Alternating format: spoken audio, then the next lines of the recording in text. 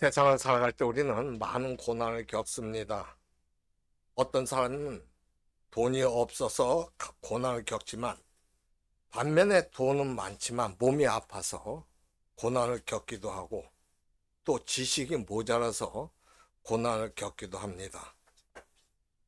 그런데 이와 같은 고난들은 비그리스도인이나 그리스도인 모두 공통적으로 겪는 고난이지만, 그리스도인, 즉 성도만이 겪는 고난이 있는데, 그것은 예수님만을 그리스도와 주님으로 믿기 때문에 겪는 고난입니다.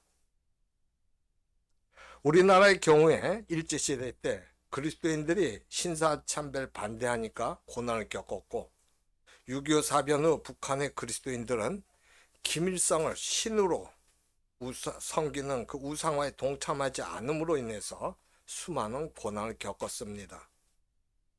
지금도 김정은을 우상화하지 않으면 엄청난 고난을 겪고 있는데, 왜냐하면 다른 종교들과 달리 그리스도교는, 기독교는 하나님만이 유일신이고 예수 그리스도만이 주님이시기 때문에 사람을 비롯한 그 피조물들을 신으로 섬길 수 없으니까 고난을 겪는 겁니다.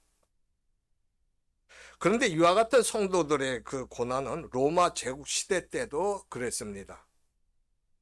로마 황제는 사람들이 자신을 신으로 떠받들기를 원했는데, 유독 기독교인들만 황제를 신으로 섬길 수 없다고 반대를 하니까 결국 로마 황제들의 핍박을 받게 됩니다. 그 중에서 네로 황제는 시적 감흥이라고 하면서 그 자신이 로마시를 불질러 놓고는 그걸 기독교인들이 불질렀다고 누명을 씌우고 박해를 하니까, 그 박해로 인해서 그리스도인들이 기독교인들을 순교하고 아시아를 비롯한 세계 각지로 흩어져 살게 됩니다. 이때를 AD 64년경으로 보는데, 베드로와 바울도 이 당시에 순교한 걸로 봅니다. 그리고 이때 뿔뿔이 흩어진 기독교인들은 정치적, 경제적, 사회적으로 엄청난 고난의 삶을 살게 됩니다. 그 당시 사도 베드로가 순교하기 전에 아시아에 흩어져 살고 있는 기독교인들을 위로하고 그들로 하여금 신앙을 잃지 않도록 하기 위해서 쓴 편지가 바로 이 베드로전서인 겁니다. 그런데 희한한 건 기독교인들이 지금 고난을 당하는 것은 죄를 지어서가 고난을 당하는 게 아니라, 오히려 10계명 중에서 가장 중요한 1, 2계명인 우상을 섬기지 말라는 말씀에 순종하는데 고난을 당한다는 겁니다. 왜 그럴까요? 아니, 왜 하나님 말씀에 순종하는데 육신의 복을 받기는커녕 더 큰 고난을 당하냐 말입니다. 오늘 이 시간에는 신앙이 좋은 성도들이 고난을 당한 이유가 뭔지 한번 살펴보고자 합니다. 먼저 베드로전서 1장 5절부터 9절 보면 하나님께서 순종하는 기독교인들에게 고난을 주시는 목적을 알 수 있습니다. 5절과 6절 먼저 보면 이런 말씀이 있어요. 너희는 말세에 나타내기로 예비하신 구원을 얻기 위하여 믿음으로 말미암아 하나님의 능력으로 보호하심을 받았느니라. 6절에 그러므로 너희가 이제 여러 가지 시험으로 말미암아 잠깐 근심하게 되지 않을 수 없으나 오히려 크게 기뻐한도다. 6절 보니까 뭐라고 해요? 이 너희는 그 성도들이죠. 성도들이 여러 가지 시험, 이 고난을 당하지만 오히려 크게 기뻐한다는 거예요. 왜 성도들이 고난을 당하는데 오히려 크게 기뻐하느냐? 그 5절 봐요. 5절을 보면 그것은 예배하신 구원을 얻기 위해서 하나님의 보호하심을 받았기 때문에 그렇다는 거예요. 고난이 결국은 뭐하냐? 하나님의 구원을 완성하기 위한 하나님의 보호하심이란 겁니다. 고난의 결과가 결국은 구원을 얻는 하나님의 보호하심이다. 이제 7절과 8절 한번 봅시다. 너희 믿음의 확실함은 불로 연단하여도 없어질 금보다 더 귀하여 예수 그리스도께서 나타나실 때 칭찬과 영광과 존귀를 얻게 할 것이니라.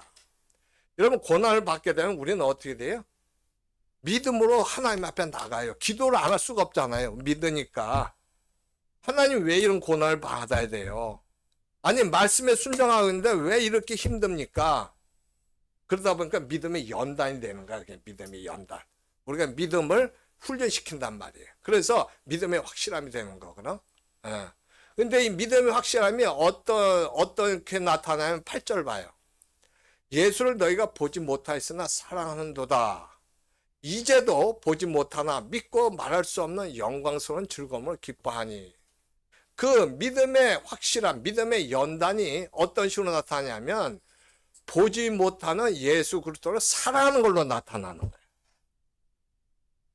결국은 그렇게 나타나는 거예요. 근데 이 사랑하는 그걸로 끝나는 게 아니라 어떤 식으로 나타나냐. 그 보지 못한 예수를 사랑하는 걸로 끝나는 게 아니라 8절 하반절 보니까 뭐라 하냐. 말할 수 없는 영광스러운 즐거움을 기뻐하니. 그 사랑이 보통 사랑이 아니야. 우리가 말할 수 없는 영광스러운 즐거움으로 기뻐하는 사랑이 돼버려. 할렐루야. 고난이 그렇게 되는 거예요. 내가 믿음으로 연단을 받아서 믿음이 확실하게 되면 어떤 것이 나타나냐. 그 믿음의 확실함은 이처럼 지금 나온 것처럼 우리 보지 못하잖아요. 예수님을. 보지 못한 예수님을 사랑하는데 그냥 보통 사랑이 아니라 어떻다고? 말할 수 없는, 같이 읽어봐요. 시작. 말할 수 없는 영광스러운 즐거움으로 기뻐하는 사랑으로 나타나는 거예요. 이것이 바로 고난의 목적이라는 거예요. 우리가 왜 고난을 받는다? 우리로 하여금 구원을 완성시켜 주지는 하나님의 보하심, 그것 때문에 고난을 받는데, 그것이 그걸로 끝나는 게 아니라 그걸 하는데 보지 못한 예수님을 어떻게 말할 수 없는 영광스러운 즐거움을 기뻐하는 사랑의 자리로 들어가는 거, 이것이 고난의 목적이란 말이에요. 그렇다면 이 구절을 보면 무슨 말씀이 나오냐? 믿음의 결국 곧 영혼의 구원을 받음이라 그랬어요.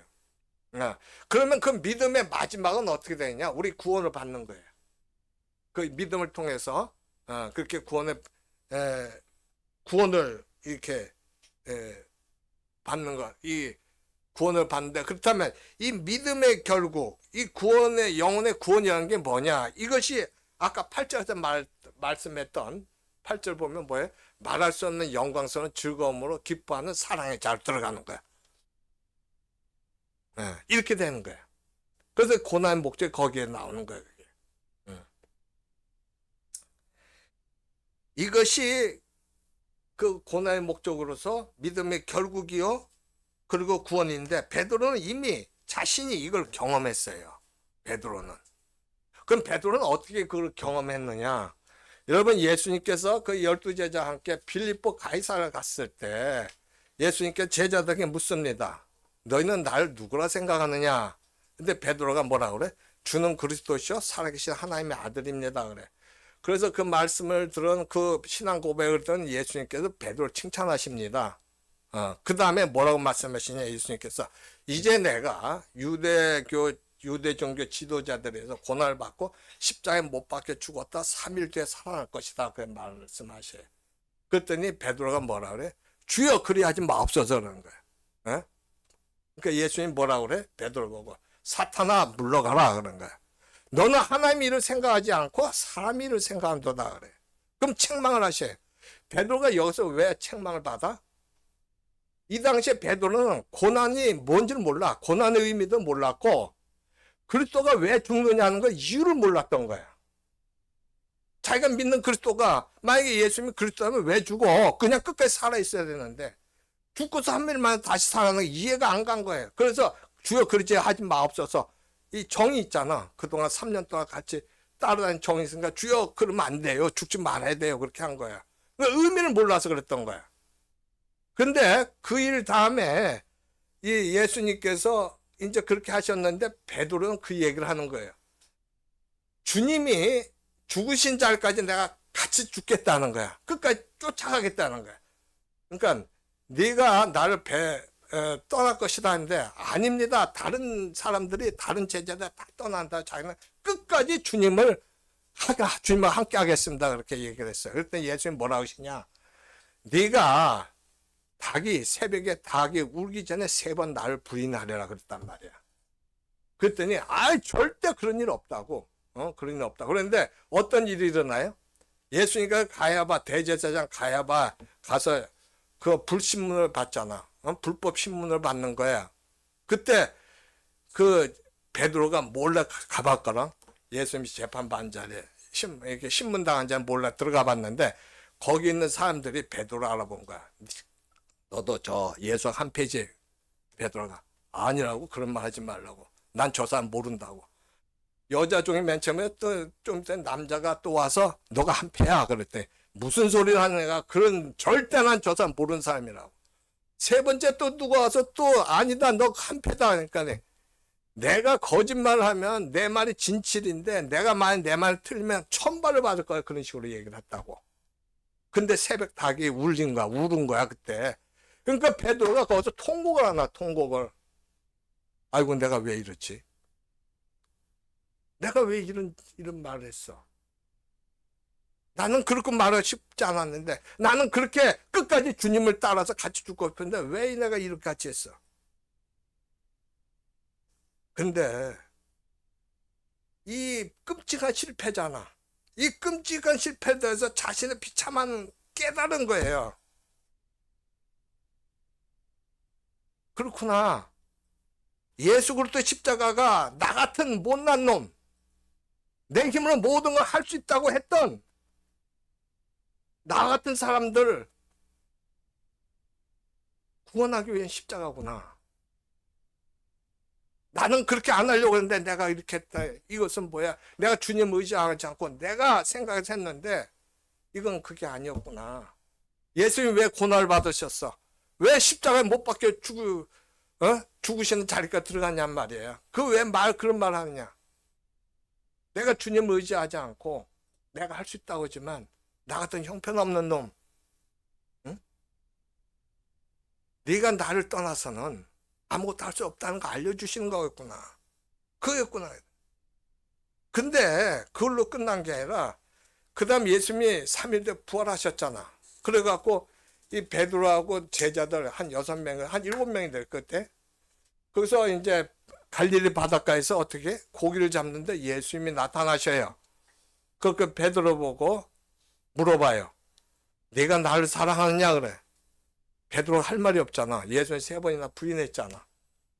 예수님 그러니까 예, 제가 사랑합니다. 두 번째 또 물어봐. 네가 나를 사랑하느냐?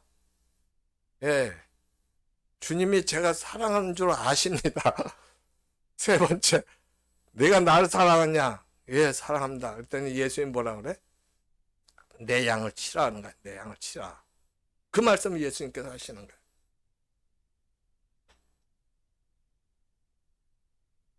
나 같은 놈을 믿고서 세워주시는구나. 그러니까 그 자리에서 나같이 형편없는 자를 이렇게 하시는가. 그걸 깨달아. 그래 고난을 의미하고 십자가의 비밀을 깨닫는 거야.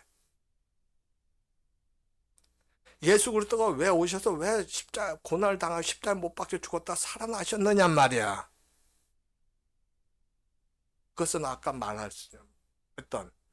수 없는 영광스러운 즐거움으로 기쁨의 자리에 같이 동참하기 위해서, 우리 힘으로 안 되니까 그걸 동참하기 위해서 그렇게 했다는 걸 이 사람이 깨달은 거예요.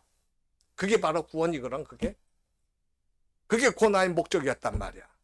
예수님 그걸 우리는 할 수 없으니까 예수님 통해서 그렇게 이끌시려고 그렇게 했구나 하는 걸 여기서 깨달은 거야, 베드로가. 그래서 이 지금 고난 당하는 이 아시아에 있는 그 기독교인들에게 베드로전서 쓰게 된 거야, 이게. 그래서 그거 쓴 거예요. 그냥 예수 그리스도가 와서 그냥 그렇게 한 게 아니란 말이에요. 그런데 우리의 경험도 이 자리까지 가도록 계획되어 있어요. 믿습니까? 우리도 그렇게 돼 있어요. 구원이 그런 거예요, 구원이. 그게 구원이야. 우리가 우리 힘으로 이렇게 모든 걸 하지는 못해요. 내 힘으로 죄를 해결할 수 없고, 내 힘으로 죽음을 해결할 수 없고, 내 앞일을 모르는 거예요. 그러니까 예수 그리스도께서 하신 거야. 그걸 아는 거야, 이게. 베드로가. 왜 우리가 예수 믿고서 곧바로 천국에 가지 않고 이 땅에 남아서 교회를 이루고 고난과 실패를 통해서 성화의 삶을 살아가느냐? 그것은 이 자리, 즉 보지 못하는 주님을 말할 수 없는 영광스러운 즐거움으로 기뻐하면서 사랑하는 자리에 가기 위해서 그런 거야. 우리는 그냥 예수 믿으면 천국 가고 싶지 않아. 아유, 그냥 힘들어 사는 게. 그냥 가고 싶은데 왜 그렇게 하느냔 말이야. 왜? 여러분, 천국 아무나 가는 게 아니고 내가 그래도 예수님을 알아야 가. 근데 내가 입술로 예수 믿습니다 하면 그게 아는 게 아니잖아. 내가 예수님 마음과 성품을 가져야 들어가는 거지. 그래 천국 가서 같이 어울릴 수가 있지. 나는 입술로만 그러고 마음은 안 그러는데 그게 천국 가서 어울려지겠어, 그게?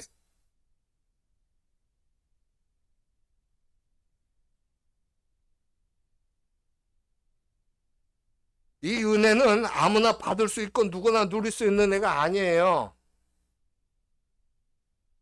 오직 창세전에 그리스도 안에서 택함을 받은 자들에게만 허락된 놀라운 특권이야, 은혜가 이게. 그러나 우리는 이 놀라운 은혜를 별로 귀하게 생각하지 않아요. 우리는 하나님께서 주신 구원을 사모하지 않고 구원을 사랑하지도 않아요. 왜냐하면 틈만 나면 어때? 우리는 하나님이 아니라 다른 것들, 즉 눈에 보이는 세상에 썩어질 것과 더러워질 것과 쇠해질 것들, 돈, 권력, 명예, 이런 것들, 거기에 훨씬 더 소망을 두고 그걸 더 기뻐하고 좋아하기 때문에 그래. 우리가 그래, 솔직히.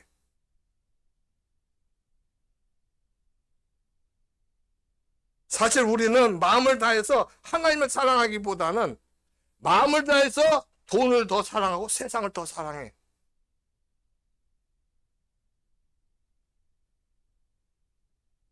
하나님께서는 이런 우리의 연약함과 폐역함을 아시기 때문에 하나님의 능력으로 보호하시는 거예요.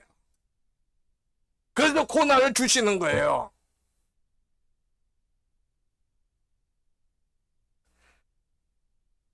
하나님의 보호하심이 없으면 우리는 금방 이 땅에서 더 잘 먹고 더 잘 살고 더 유명해지고 더 편안한 걸 꿈꾸면서 거기에 모든 힘과 열정을 쏟을 존재란 겁니다.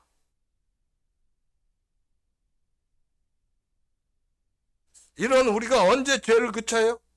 언제 정욕을 멈춰요? 언제 하나님을 사랑하는 삶으로 돌아서요? 그건 바로 고난을 당할 때예요. 따라서 성도가 고난을 당한 이유가 오늘 본문에 나온단 말이에요. 성도가 고난을 당한 이유. 먼저 4장 1절 하반절에 보면 이런 말씀이 있어요. 이는 육체의 고난을 받은 자는 죄를 그쳤음이니. 그랬어요. 즉 육체의 고난의 모든 육체의 고난이란 건 뭐냐? 모든 불행과 비참의 모든 불행과 비참의 씨앗이는 그 죄를 그치게 하는 거예요. 죄를 그치게, 죄가 어떤 거예요? 우리에게 모든 불행을 주고 비참하게 만드는 거. 그걸 그치게 한다면 육체의 고난이. 그렇다면 기독교인들에게 육체의 고난은 은혜요, 복이 되는 거예요. 그러나 비록 고난이 자신의 구원을 보호하는 하나님의 은혜라고 해도 여러분 쉬운 고난은 없어요. 모든 고난이 힘들고 어렵기 때문에 대부분 고난을 통해서 많은 사람들이 고난 중에 흔들려요. 그럼 우리에게 무엇이 필요할까? 고난의 결과와 유익을 생각하면서 마음의 무장을 새롭게 하는 게 필요한 거예요. 우리 마음의 무장. 한글 성경 번역에 보면은 빠져 있는데 원문에는 1절 앞에 그러므로가 들어가요. 그러므로.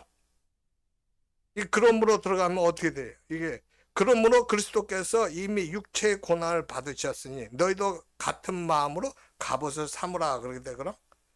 이 그러므로가 뭐야? 앞단락하고 연결되는 거잖아. 앞단락이 3장 18절부터 22절까지. 그게 무슨 내용이 나와? 그리스도의 고난이 부활을 거쳐서 하나님 보좌 우편에서 이제 우주를 통치하는 승리로 귀결되는 거예요. 예수님이 십자가 고난을 통해서 부활을 거치잖아. 그 다음에 예수님은 어디로 가셨어? 하나님 보좌 우편에 계시면서 우주를 통치하신단 말이에요. 그 승리로 귀결되는 거예요. 그걸 연결시키는 접속사에 그런 뭔가. 즉 우리보다 앞서서 고난을 당하신 그리스도의 고난이 위대한 승리로 끝났고 그 승리가 지옥에 있는 영들에게도 선포된 놀라운 승리임을 생각하면서 우리도 같은 마음으로 갑옷을 입으라는 거예요. 우리도 예수 그리스도와 같은 마음으로 갑옷을 입으라. 여러분 갑옷은 뭐냐? 무장이에요. 무장. 즉 그리스도의 고난과 그 고난이 가지고 온 놀라운 승리와 영광을 생각하면서 마음의 무장을 단단히 하라는 거야. 고난을 당할 때.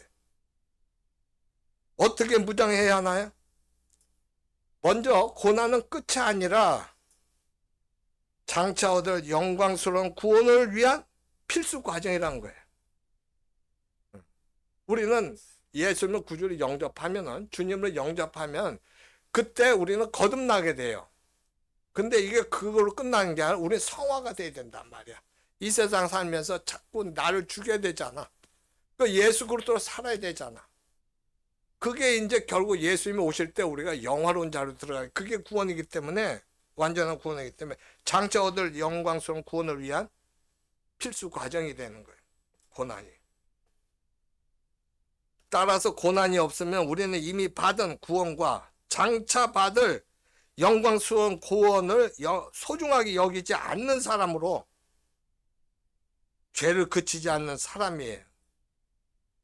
우린 그걸 알아야 돼.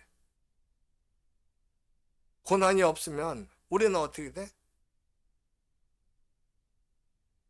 그 구원 당연하게 오는 거잖아. 그러니까 죄를 그치지 않고 살아. 죄 마음대로 져도 되잖아. 구원받았어. 나 예수님 때문에 구원받은 자 하면서 그냥 막 죄를 그치지 않고 산단 말이야. 에? 그런 자가 되는 거야.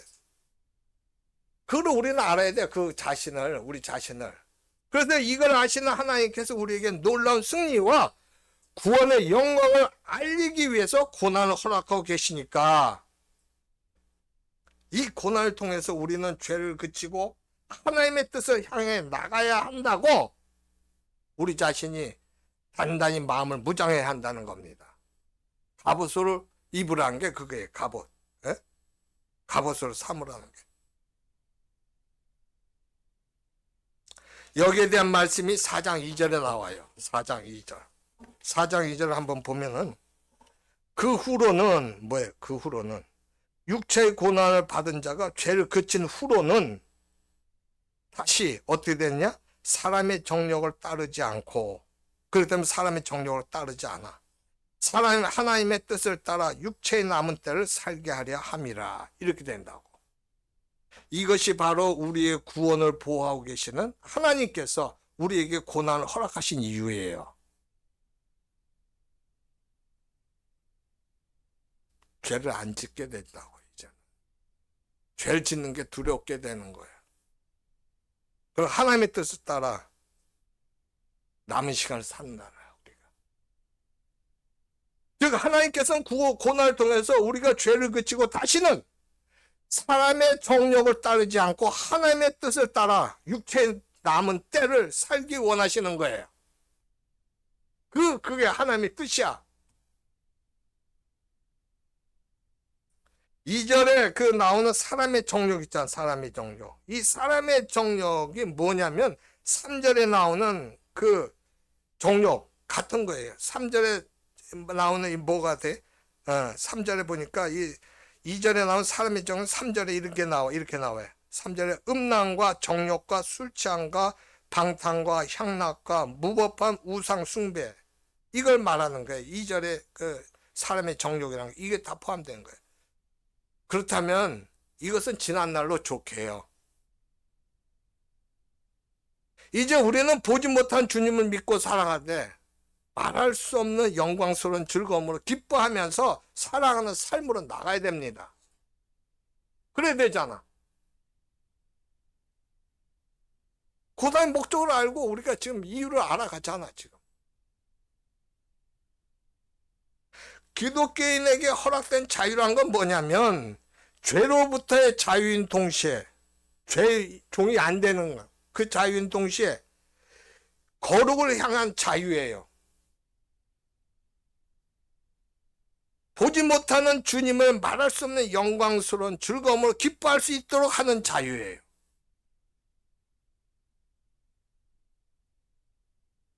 그럼에도 이 자유를 하나님의 용서를 방패 삼아갖고 정욕과 부끄러움, 누추함과 더러움을 펼쳐내는 자유로 사용하는 사람들이 너무나 많다는 거예요. 나 예수 믿었으니까 예수님을 내가 주님을 믿어.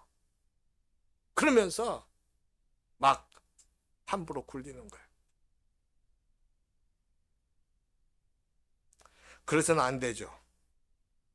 그 자리에서 벗어나야 하는 겁니다. 예수 믿는 걸 이웃보다 더 잘 되고 어려움이 없어지고 만사 형통의 삶이 이루어지는 걸로 생각하는 어리석은 신앙은 지난 날 족한 거예요. 내가 예수 믿으니까 이웃보다 더 잘 돼야 되는 거예요. 어려움도 없어져야 돼. 만사 형통이 돼야 돼. 이게 아니란 말이에요. 이게 그런 의미가 아니라고.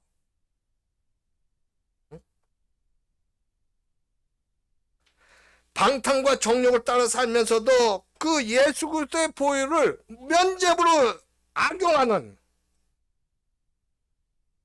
자기는 마음대로 살아, 그런 악용하는 무지와 교만은 어제까지로 충분하단 말이에요. 우리는 이제는 죄를 그치고 하나님의 뜻을 따라 살아야 합니다. 그렇게 돼야 되죠.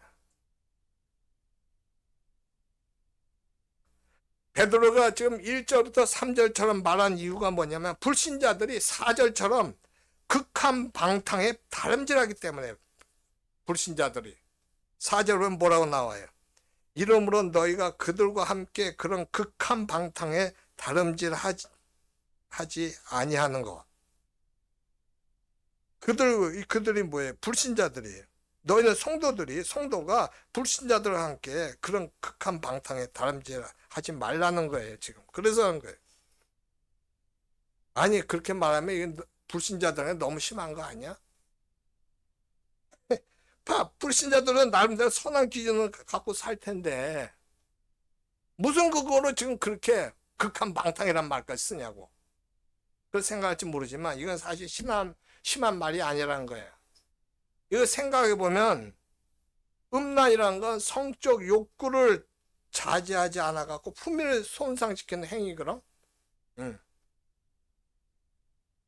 정욕은 뭐냐? 성적인 방종을 포함해서 뒤에 나오는 3절에 나오는 술 취함이라든가 방탕, 향락, 무절제한 낭비와 쾌락을 지향하는 모든 탐심이 사실은 이 정욕에 들어가는 거예요. 이게 정욕의 의미가 그거예요. 무법한 우상숭배는 뭐예요? 그냥 법에 관계없이 막 아무거나 다 섬기는 거예요. 신으로 자기가 돈을 섬기도 있고 사람을 자식을 섬길 수 있고 부모 배우자를 섬길 수 있고. 그런 무법한 우상숭배는 그런 탐심을 위해서 어떤 대상이라도 섬기면서 우상에게 영혼을 파는 게 무법한 우상숭배야. 응?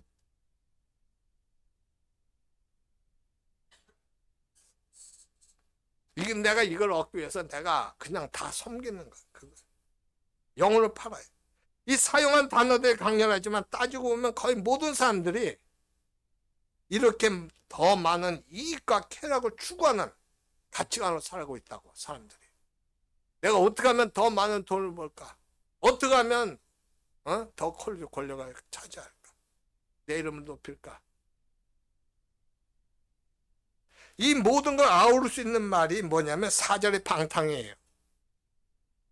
이 4절의 방탕은 뭐냐면 3절 방탕과는 다른 아소티아스란 단어예요. 아소티아스. 이 허탄한 상태를 말한 거예요. 허탄한 상태. 4절에. 허탄하다는 건 뭐냐면 마치 하늘에 있는 달과 별을 따려고 하는 행동으로서 결코 이루지 못할 걸 이루려고 하고 잡지 못할 걸 잡으려는 걸 말해요. 문제는 그렇게 하다가 자신의 모든 시간과 재능을 다 낭비해버리는 거예요. 우리가 그걸 세상의 거를 잡으려고 해도 잡지만 안 잡혀져. 내가 뜻한 대로 안 된다고. 내가 뜻한 대로 했을 때 정말 그렇다고 해서 내가 평안하냐고. 더 힘들지. 그거 지키려니까. 혹시 나처럼 또 딴 놈이 나보다 더 해갖고 나 제껴버리면 어떡하나. 이 문제가 커, 이거. 응? 그게 아니라고, 그건. 방탕이라는 것은 도덕적, 윤리적으로 타락한 삶을 사는 것 이전에 자신에게 주어진 그 인생을 낭비하는 허탄한 상태를 말해요.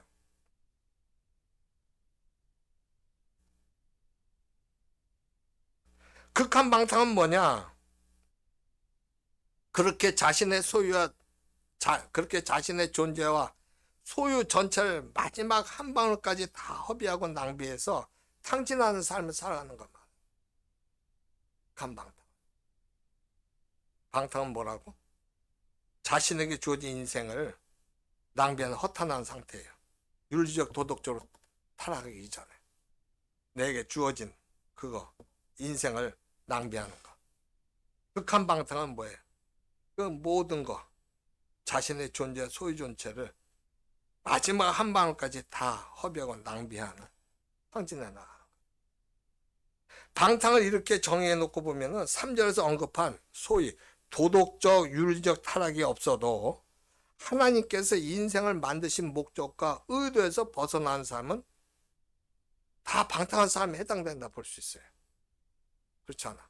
도덕적, 윤리적으로 그렇게 안 해도 뭐라고? 나 자신에게 주어진 인생을 낭비하는 거. 그게 방탕이라 할 수 있단 말이에요.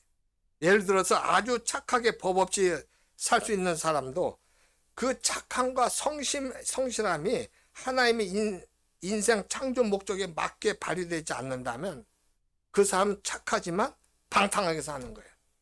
왜? 하나님의 인생 목적에 따르지 않잖아. 즉 그는 주어진 인생을 착하게 낭비하고 있는 것이고 시간을 허비하고 있는 거란 말입니다. 학생의 본분은 공부하는 거잖아요.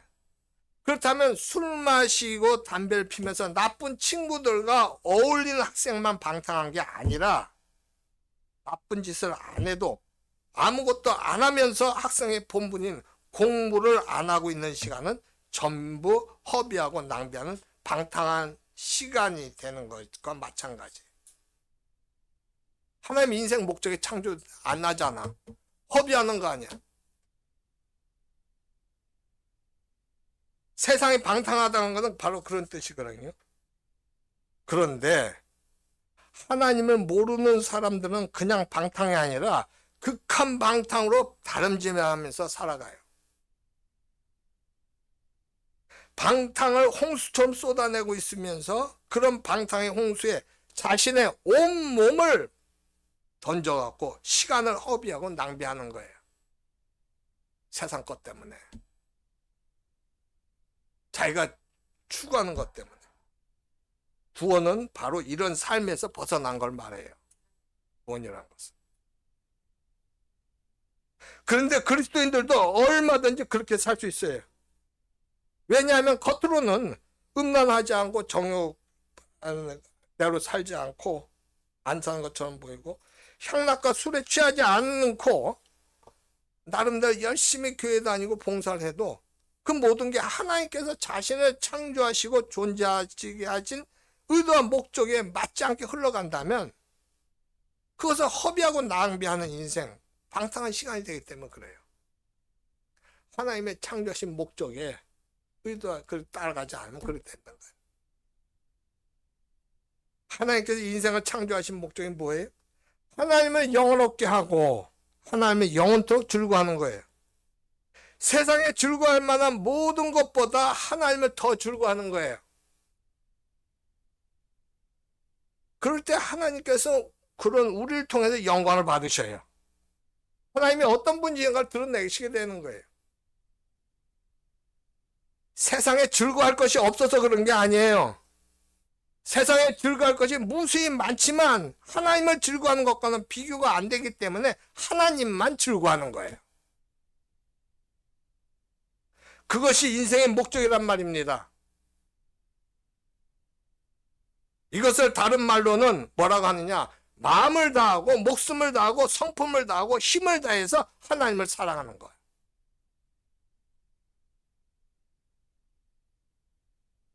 이건 부부가 가정을 이루면서 사는 것과 같아요. 여러분, 부부가 결혼해서 한 몸이 되면 어떻게? 수많은 남자와 여자 중에서 한 사람, 아내와 남편만 사랑하고 즐거워해야 돼요. 즐거워할 만한 다른 남자, 여자가 없어서 그런 게 아니에요. 아니, 결혼했지만 잘생긴 남자, 예쁜 여자, 매력적인 사람이 무수히 많잖아. 그래도 하나님께서 내게 주신 배우자가 가장 좋은 배필인 줄 알고 그 사람만 사랑하고 즐거워할 때 부부는 서로 영화롭게 하는 거예요. 그것이 부부의 영광입니다. 남편과 아내의 존재 이유가 여기에 있는 거예요, 사실. 우리의 존재 이유와 이 마찬가지예요, 각자. 하나님의 형상으로 지음받은 인생의 존재도 그래요. 하나님을 영화롭게 하고 영원토록 하나님을 즐거워하는 삶을 위해서 우리는 존재하는 거예요. 왜 그러냐? 잘 봐요. 성경에 보면은 창조주 하나님을 남편으로, 피조물인 우리 인간을 아내로 비유하는 게 많아요. 여러분, 피조물이 어떻게 창조주 아내가 됩니까? 이 말도 안 되는 거예요, 이건. 근데 하나님께서 그렇게 하셨어요, 하나님께서. 그럼 이건 얼마나 정말 특별한 은혜고 큰 영광이냐고, 이게.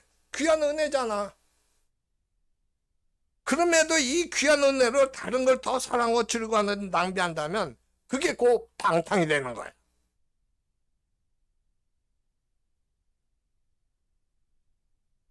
그런데 세상 방탕에 살면서 그게 방탕인지 몰라요. 그리스도인들도 그렇게 살아갈 때가 많아요. 여러분, 언제 성도가 죄를 그쳐요? 또 극한 방탕의 삶과 세상의 본질을 파악하고 그런 세상과 자신을 차별해요? 고난당할 때, 고난당할 때. 고난당할 때. 의로운 고난이든 죄지어서 당하는 고난이든 고난당할 때 자신의 삶을 돌아보게 돼요. 내가 왜 이렇게 고난을 당하지? 고난당하면서 무조건 고난당하는 사람이 있어요? 날 돌아보잖아. 하나님께서는 고난을 통해서 우리를 하나님의 창조 목적대로 돌려 세우시는 거예요. 창조 목적이 뭐예요? 우리로 하여금 알 수 없는 영광, 자리로 들어가서 즐거워하는 거, 사랑하는 거, 그게 하나님의 창조 목적이기 때문에 고난을 통해서 그렇게 한다고. 그게 아니면 그냥 계속 죄 짓고 살잖아. 뭔지도 모르고. 따라서 우리는 고난을 통해서 죄를 그치고 육체에 남은 때에 사람의 정욕이 아니라 하나님과 이웃을 사랑하는 게 하나님의 뜻이라는 걸 알게 되고 그렇게 살기 위해서 하나님의 은혜를 구해야 합니다. 주님, 제가 이게 너무 형편없는 자네. 하나님 은혜를 내려주세요. 베드로는 성도가 복음을 통해 부름받은 게 그런 삶을 살기 위해서 말해요. 우리 6절을 한번 봅시다. 6절. 이를 위하여 죽은 자들에게도 복음이 전파되었으니 이는 육체로는 사람으로 심판을 받으나 영으로는 하나님을 따라 살게 하려 함이라. 여기서 나오는 죽은 자라는 게 뭐냐면 복음을 듣고 예수님을 주님으로 믿었지만 베드로가 이 편지를 쓸 당시에 죽은 자를 말해요.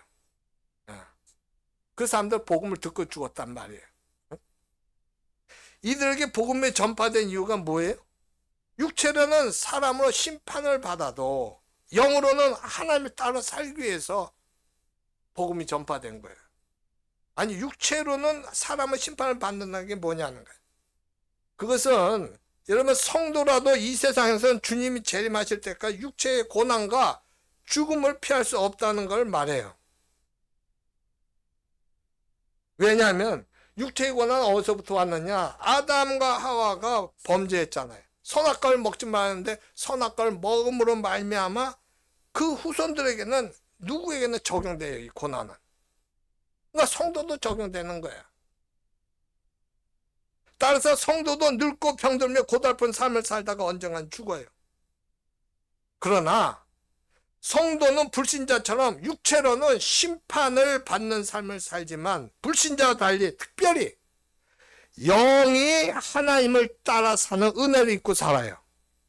우리의 영이, 우리도 그 같은 고난에 이 세상 살면서 아담과 하와 범죄 때문에 어쩔 수 없이 병도 들고 늙고 죽기도 하지만, 죽어야 되지만, 우리의 영이 어떻게 돼요? 불신자들 영처럼 죽은 영이야. 우리는 성령과 하나 된 영이란 말이에요. 할렐루야. 그러다 보니까 그 성령에서 은혜를 입고 사는 거예요. 우리의 바로 갈 길을 알고 인생의 의미를 알게 되는. 그런데 불신자들은 지금 4절처럼 어떤 삶을, 이런 삶을 사는 성도들, 4절처럼 이런 삶을 사는 성도들을 갖다가 이상히 여김에 비방해요. 거기 4절 하반절에 나오죠. 4절 같이 읽어봐요. 4절 시작. 이러므로 너희가 그들과 함께 그런 방한 방탕에 다름질하지 아니하는 것을 그들이 이상히 여겨 비방하나. 불신자들이 이상히 여겨 비방한다는 거예요. 왜 이상히 여겨 비방해? 자식들처럼 극한 방탕으로 다름질하지 않기 때문에 그래요. 이상하다. 저들도 같은 인간인데 왜 우리하고 저렇게 다르게 살지? 그래. 그러면서 막 비방하는 거예요.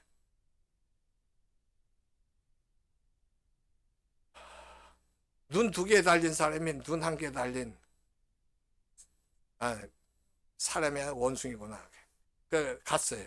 눈 2개 달린 원숭이가 눈 1개만 달린 원숭이들 사는 말에 갔더니, 눈 1개 달린 원숭이들 눈 2개 달린 원숭이 뭐라 그러냐? 저거 장애하라고 그래.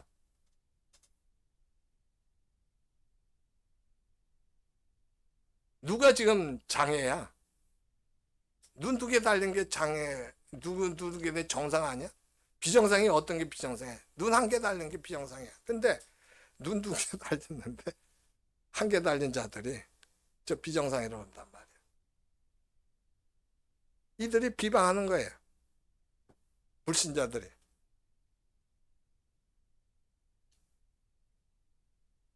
사실 전에 우리도 그렇게 살았어요. 우리 전에 그렇게 살았잖아. 똑같이 살았잖아. 그러나 복음으로 거듭나고 고난을 통해서 그런 삶은 어제로 이제 족하다는 걸 알고 이제 남은 생애를 하나님의 뜻을 따라 사는 거예요. 우리가 그런 존재예요. 언젠가 우리는 모두 이 땅의 여행을 끝나고 하나님을 만나야 합니다. 5절에 보면 무슨 말씀이 있냐? 산자와 죽은 자를 심판하기로 예비하신 이에게 사실대로 구하리라. 그처럼 사람에게 한 번 죽는 것은 정해진 것이고 그 외엔 심판이 있어요. 자기만 안 죽을 것 같지? 다 죽어. 네? 그날에 한 사람도 예외 없이 산자와 죽은 자 모두 자기가 살아온 대로 사실대로 고하면서 주님을 대해야 돼요. 그때 저와 여러분은 어떻게 주님을 대할 수 있겠어요? 그때 하나님이 나에게 낯설면 안 돼요. 지금 잠시 세상에 우리를 낯설어하는 게 힘들다고 세상의 방식과 동조해갖고 세상과 친하게 지내면 하나님께서는 그런 우리를 낯설어하시게 되는 겁니다. 아니, 지금 하나님은 계속 나를 주시하고 나를 어떻게 하든 말할 수 없는 영광스러운 즐거움의 자리에 사랑으로 이게 동참하기를 원하는데 그 하나님이 아니라 나는 세상이 좋다고 그렇게 살아들면 하나님이 잘 모르겠는데 야 80억이 되는 인구 중에서 내가 너를 어떻게 하겠냐.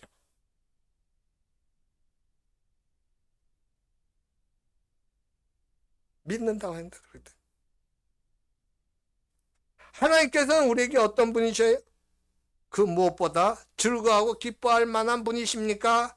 그렇지 않으면 단지 내 자신이 즐거워하는 다른 걸 구하기 위해서 필요한 그때만 필요한 우상 같은 분이십니까?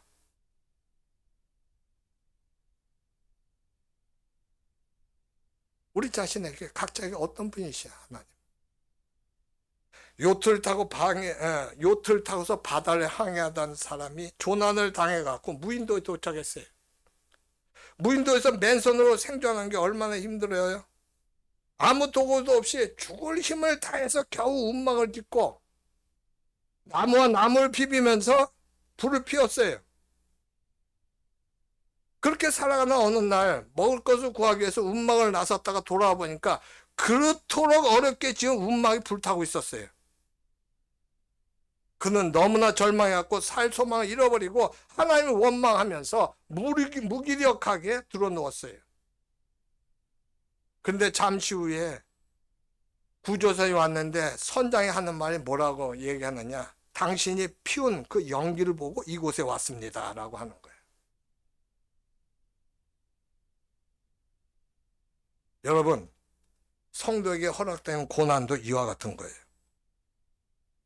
고난은 힘들고 어렵고 우리를 깨뜨리고 절망하게 해요. 그러나 그 고난이 우리로 하여금 하나님을 찾고 부르짖고 의지하게 만들어요. 앞에 무인도 에와처럼 고난이 하나님을 우리의 삶에 개입하게 하는 연계의 역할을 하는 거예요.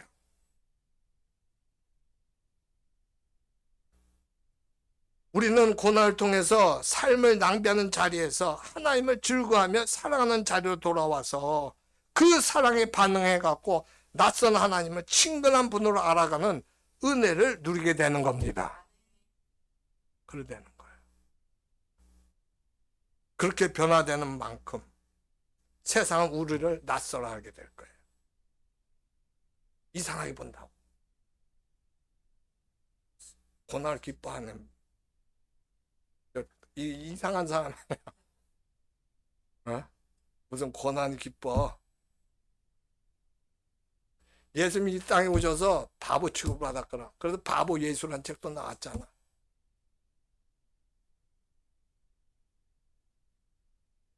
그러나 그것은 위대한 삶이고 아름다운 삶입니다.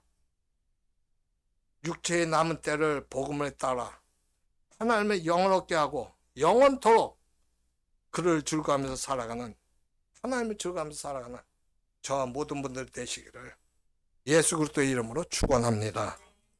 이 시간 우리가 한번 하나님 앞에 기도해요. 하나님, 이 고난을 예전에는 내 쪽에서만 생각했습니다. 하나님을 잃어버리고 나 혼자서 판단하고 해석했습니다. 도대체 하나님이 살아계시는가? 왜 하나님은 내 이 고난을 보지 않으시는가?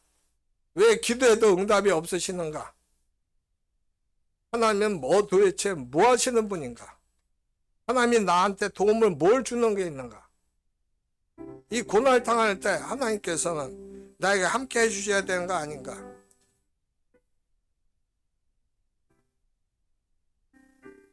하나님께서는 우리가 말할 수 없는 영광스러운 즐거움 자리로 들어가서 사랑하도록 하기 위해서 그와 같은 고난이란 과정을 만드셨어요.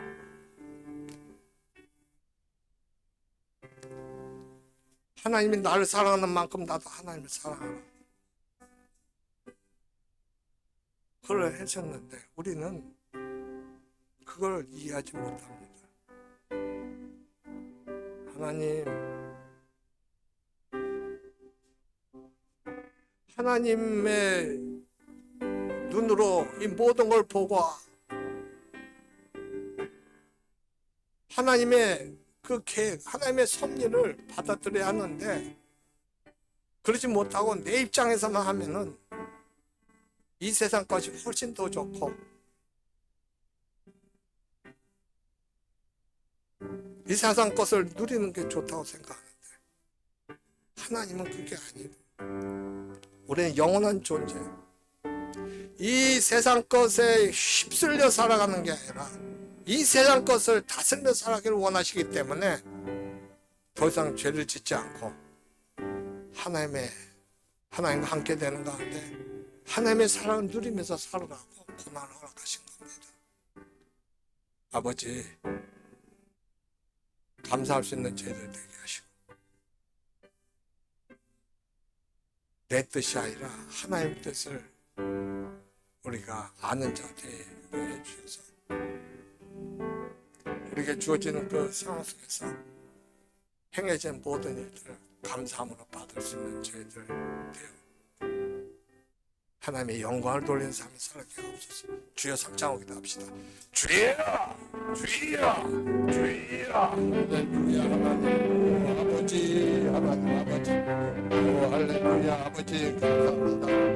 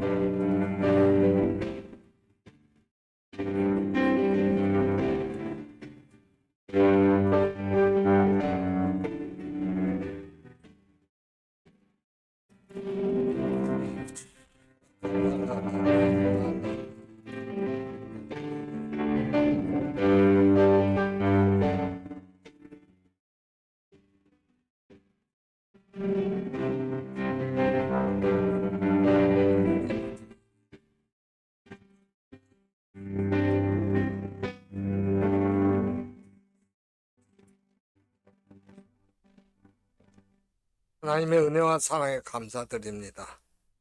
하나님께서는 우리가 어떤 자리에 있든 어떤 상황에 있든지 하나님이 우리를 은혜와 사랑으로 보호하시고 인도하신다는 걸 깨닫기를 원하십니다. 그래서 하나님의 것을 은혜와 사랑을 누리기를 원하십니다.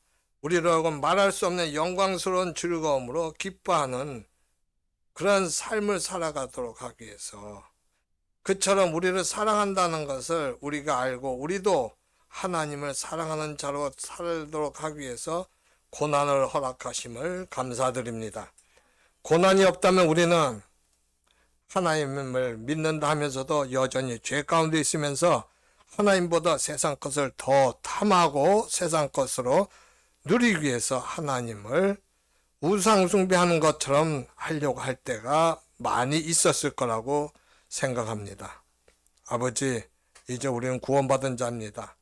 구원받은 자는 하나님의 은혜와 사랑을 누리면서 세상에 의해서 다스림을 받는 게 아니라 세상 것에 돈, 권력, 명예 다스림을 받는 것이 아니라 돈, 권력, 명예를 다스린 자가 바로 하나님께서 우리 인간을 창조하신 이유입니다.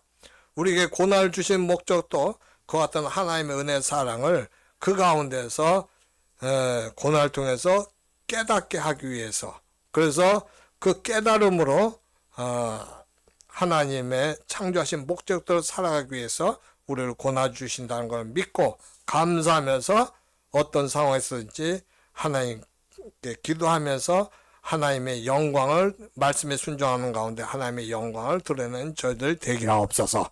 감사드렸고 우리 구주 예수님의 이름으로 기도드리옵나이다. 아멘.